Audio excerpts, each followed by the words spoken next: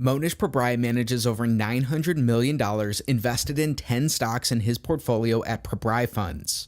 In this video, we're covering all 7 of his biggest publicly disclosed holdings worth $511 million. Plus, we'll cover a bonus stock that isn't officially listed in his portfolio, but we know he owns.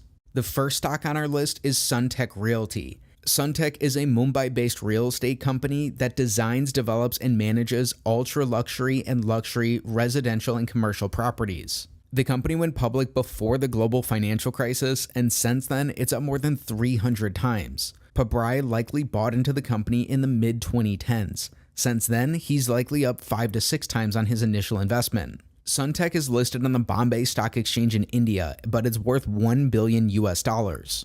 Today, the company is trading 4 times higher than where it bottomed out following the market crash back in 2020.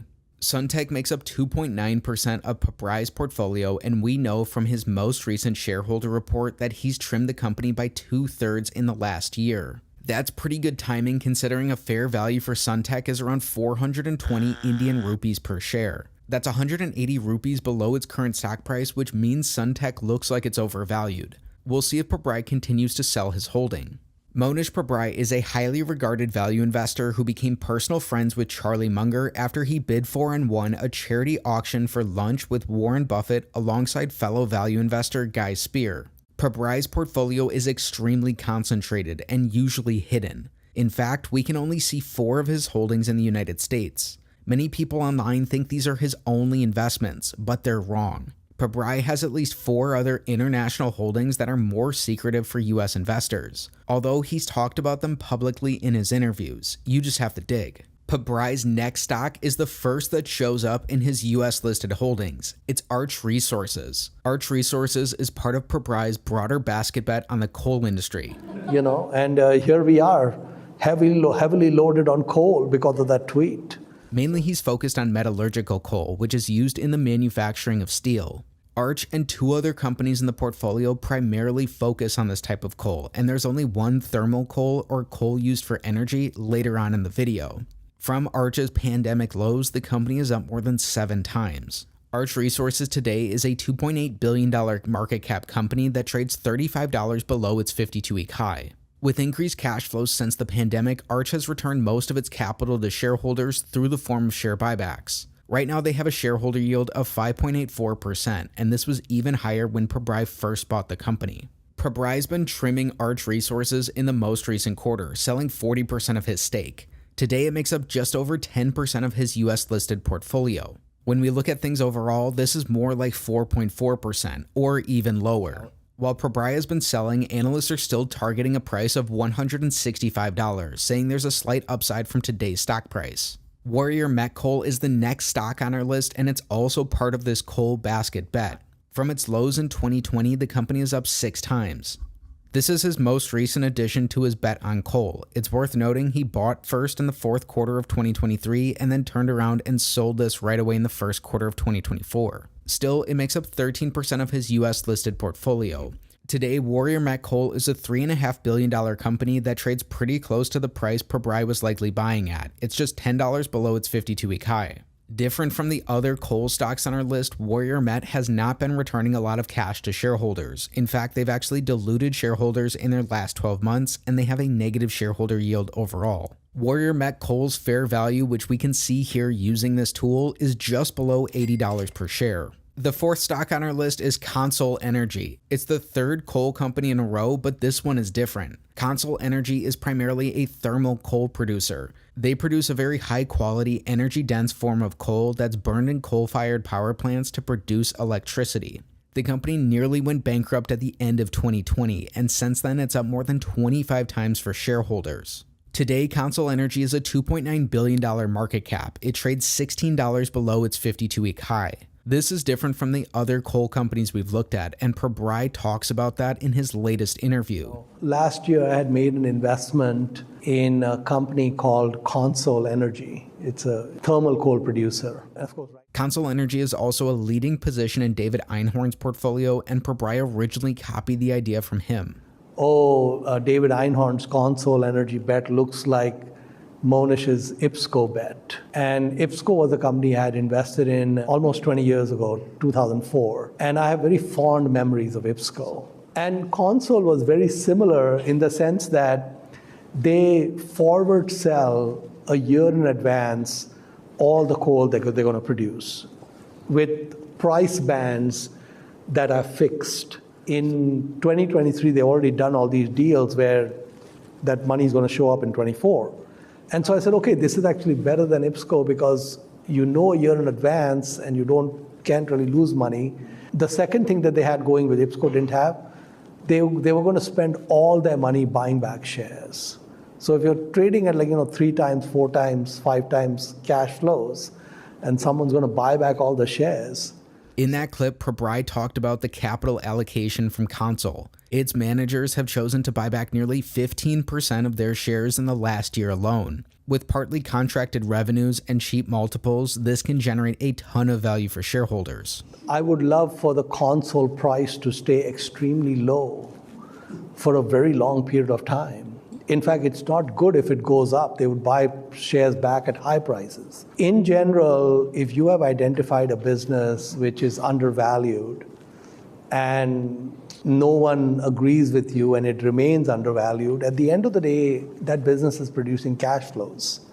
And you have a claim on those cash flows. And if the business is prudent about how it's, either using or distributing those cash flows have to show up as dividends or value to the investor. So Pabrai slightly trimmed Consol in the first quarter of 2024, although it still makes up 14.2% of his US listed portfolio. From where he initially bought in, he's likely made 50% returns on his money in just 1 year. Overall, Consol is around a 6% position in his total portfolio. Today, a fair value for Consol Energy looks to be around $115 per share. Pabrai's third biggest holding is Edelweiss Financial Services. This one was disclosed through a shareholder letter. Edelweiss is a $750 million investment banker headquartered in India. The company has seen its peaks and valleys as a publicly traded business. It still trades 2/3 below its all-time highs hit back in 2018. However, as we came out of the pandemic, the company lagged the overall market in India, at least until recently. Since the beginning of 2023, their stock price has more than doubled. With their recent run-up, Pabrai has trimmed around 1/3 of his shares. Today, Edelweiss is a 7.2% position for Mohnish. While it's listed in India, Edelweiss looks like it has a fair value somewhere around 70 rupees per share. This means with their stock price appreciation, today Pabrai is again probably warranted in selling the business. Pabrai's second biggest stock is his biggest holding in the US, and it's the only company we know he was buying more of in the first quarter of 2024. At 62% of his US portfolio and 26% of his portfolio overall, we have Alpha Metallurgical Resources. AMR is a company that's come back from the brink. Today it has a $3.8 billion market cap and it trades $150 below its 52-week high, which it hit at the beginning of 2024. So why that qualifier? Well, since its lows during the pandemic, the stock is up 140 times. To its all-time high, it was up 220 times. That's insane. That's one of the fastest 100-bagger performances ever. Pabrai first bought into these coal companies in the middle of 2023, and briefly at the start of 2024, he had already doubled his money in them. Still, instead of selling, he actually added more. Overall, Pabrai is up big on his AMR position, but he's likely still down from his most recent purchases. Capital allocation is huge for AMR, and again, like Consol, it's buying back a ton of its shares. With buybacks and dividends, they have a shareholder yield north of 17%.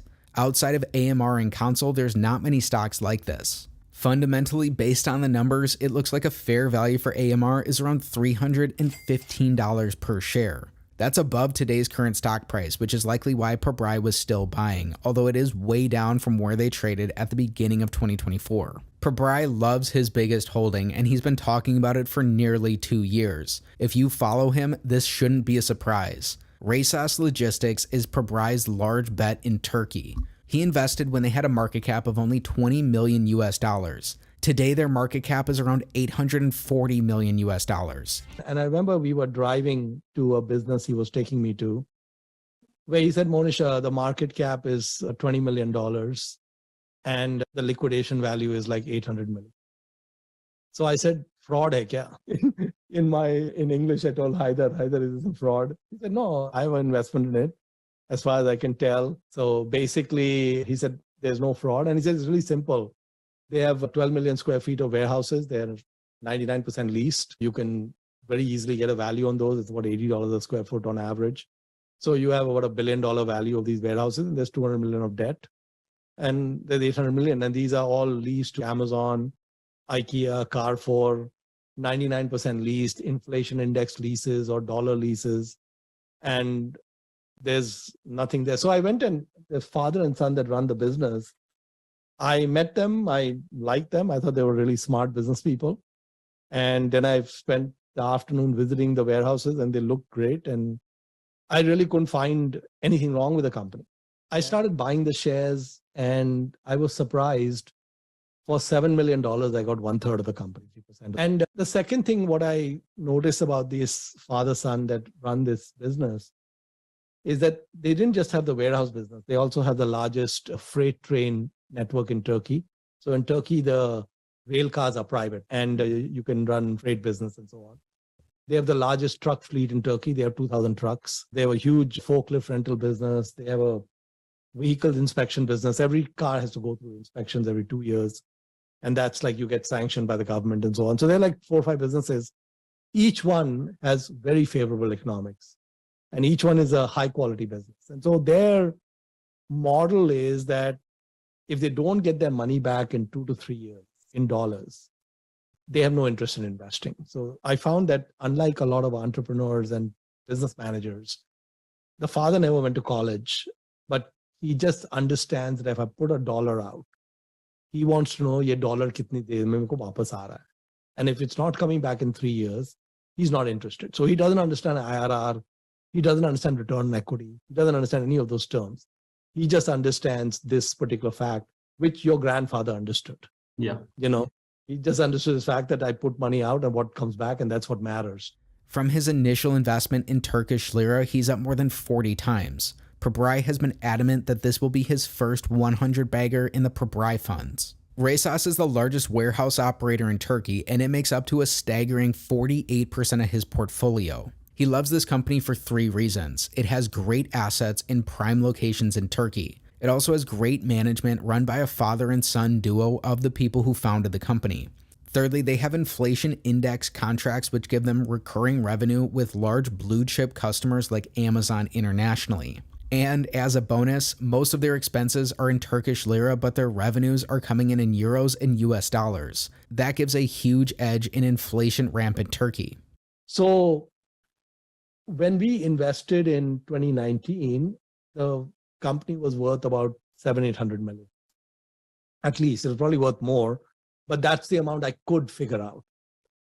I think the value now maybe about $1.5 billion. It could be more. And the stock that was a 20 million market cap is now like 350-400 million. So it's moved, this is in dollars. The lira has collapsed in the meanwhile. Right. And even with the collapse of lira in dollars, we're up a lot. But even at the 350-400 million, it's very undervalued. And the thing is that abhi wo kehte hain na hing lage na phatkari rang chauka.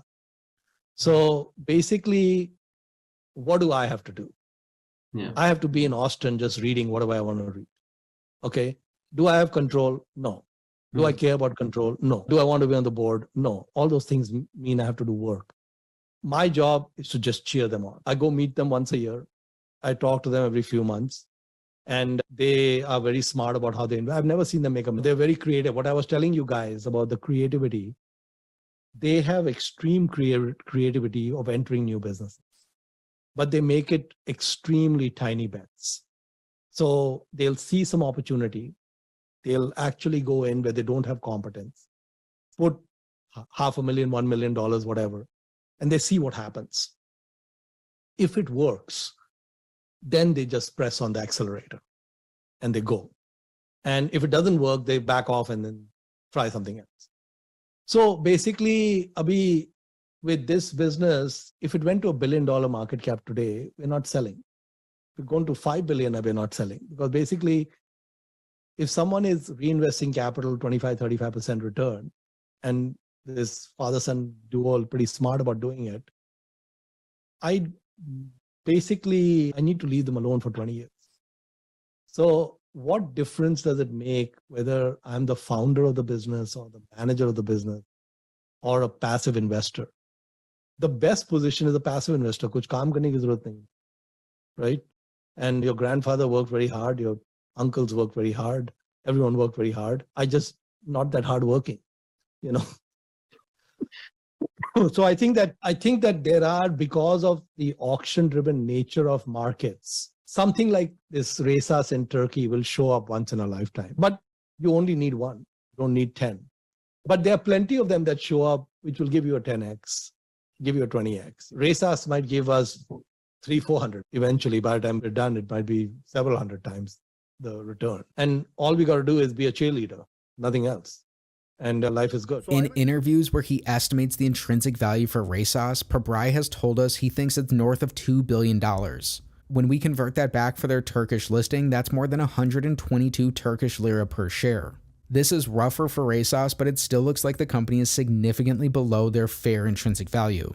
Now, I promise to cover a bonus stock that doesn't show up in Pabrai's portfolio, but which we know he owns. This company is India Energy Exchange. It's an Indian company trading on the Mumbai Stock Exchange for nearly $2 billion. Pabrai invested in the company alongside Guy Spier before the pandemic, and since then, it's up more than 4 times. Indian Energy Exchange offers an electronic platform for the trading of energy products in India. They have 3 segments, which are power exchange, carbon exchange, and a newly opened gas exchange. As we look at their numbers, all 3 of these are super high profit margin businesses. The company also sits on a boatload of cash, but it does trade for some lofty valuation multiples.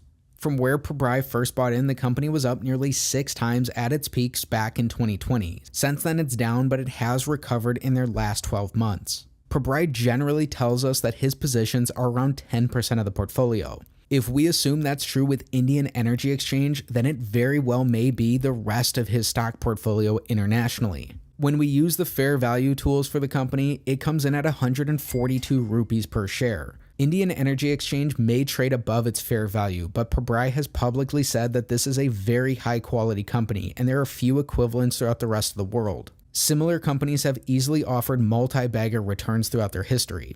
That's probably why both him and Guy Spier are strongly holding onto the stock. You can follow Pabrai's portfolio and use the same tools we've used throughout the video by signing up in the description. You'll get exclusive bonus coverage of more than 95 stocks and counting.